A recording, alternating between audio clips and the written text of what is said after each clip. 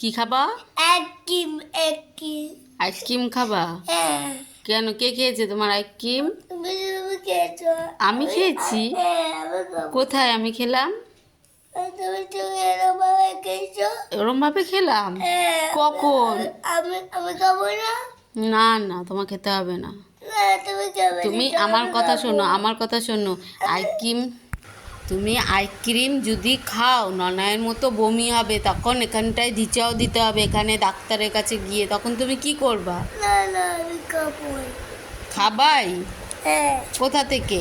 ওই ওই ওই কাকার মতো আইসক্রিম খাবো। কাকার মতো? হ্যাঁ। কাকাকে কে আইসক্রিম দিয়েছে?